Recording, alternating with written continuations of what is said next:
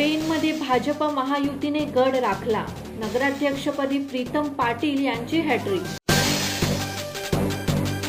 पेण नगर परिषदेच्या निवडणुकीचा कौल अखेर भाजपच्या जायंट किलर उमेदवार प्रीतम पाटील यांना मिळाला असून आम्ही पेनकर आघाडीच्या रिया धारकर यांना धोबी पछाड देत पेनमध्ये भाजप सत्तेचा दावेदार असल्याचे सिद्ध केले आहे. प्रीतम पाटील यांना 14,273 मते मिळाली, तर आम्ही पेनकर आघाडीच्या उमेदवार रिया धारकर यांना 8,412 मते मिळाली आहेत. काँग्रेस पक्षाच्या उमेदवार नंदा म्हात्रे यांना फक्त 687 मतांवर समाधान मानावे लागले, तर नोटाला 473 मते मिळाली.